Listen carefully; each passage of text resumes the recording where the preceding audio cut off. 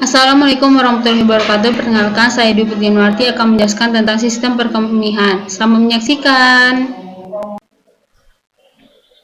Sistem perkemihan manusia. Sistem perkemihan manusia adalah suatu sistem di mana terjadinya proses penyaringan darah sehingga darah bebas dari zat-zat yang tidak dipergunakan oleh tubuh dan menyerap zat-zat yang masih dipergunakan oleh tubuh.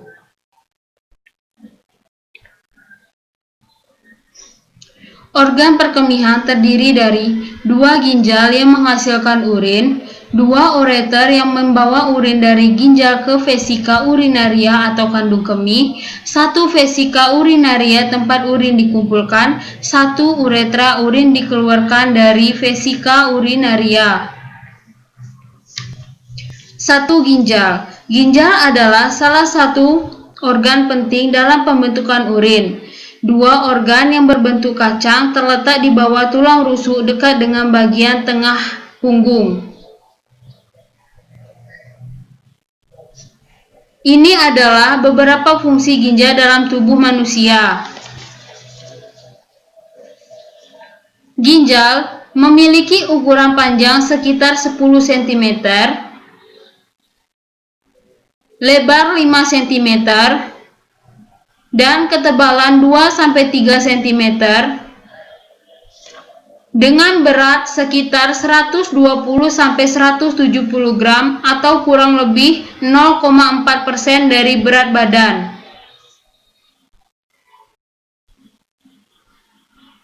Dua ureter. Ureter adalah 2 tabung kecil yang bertugas membawa urin dari ginjal ke kandung kemih. 3. Kandung kemih merupakan organ yang berongga yang berbentuk segitiga dan berada di perut bagian bawah. 4. Uretra, tempat urin dikeluarkan. Ginjal memiliki tugas utama yaitu menyaring limbah keluar dari darah. Sistem perkemihan ini mengatur jumlah dan komposisi cairan dengan membuang limbah metabolisme dari tubuh kita.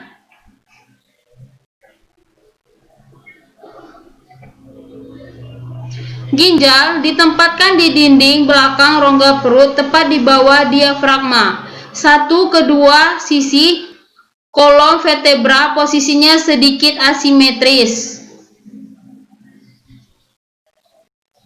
Bagian ginjal menunjukkan 2 daerah yang menonjol yaitu korteks dan medula. Saat kita memperbesar daerah korteks itu menunjukkan adanya banyak neuron. Setiap neuron memiliki repsul domain, tubulus proximal, lingkaran Hanle, tubulus distal yang mengarah ke ductus pengumpul, neuron yang berbelit-belit di korteks regional dan disalurkan sebagai loop di daerah medula.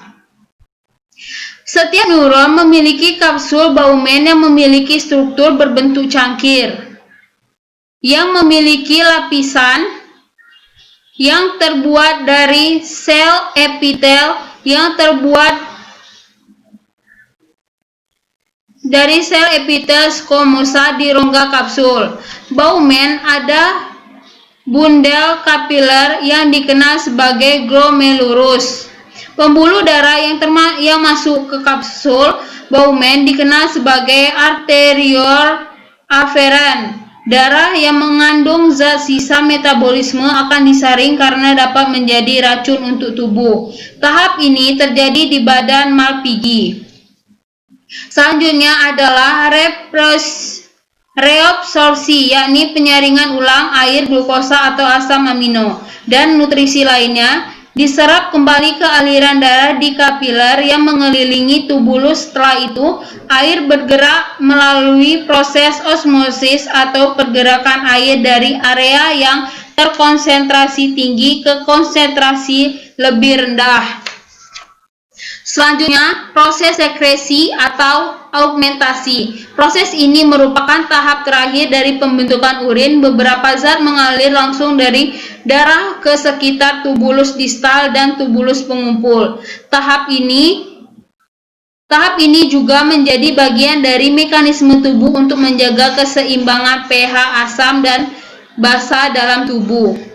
Hal ini dilakukan agar senyawa kimia dalam darah juga tetap seimbang. Proses ini dilakukan dengan meningkatkan sekresi zat seperti kalium dan kalsium ketika konsentrasinya tinggi. Selain itu, penyerapan kembali atau reabsorpsi juga ditingkatkan dan mengurangi sekresi ketika konsentrasinya rendah. Urin yang dibuat oleh proses ini kemudian mengalir ke bagian tengah ginjal yang disebut sebagai punggul, di mana ia mengalir ke ureter dan kemudian tersimpan ke kandung kemih. Selanjutnya mengalir ke uretra dan akan keluar saat buang air kecil. Penjelasan saya tentang sistem perkemihan. Semoga bermanfaat buat kita semua. Sekian dari saya. Wassalamualaikum warahmatullahi wabarakatuh.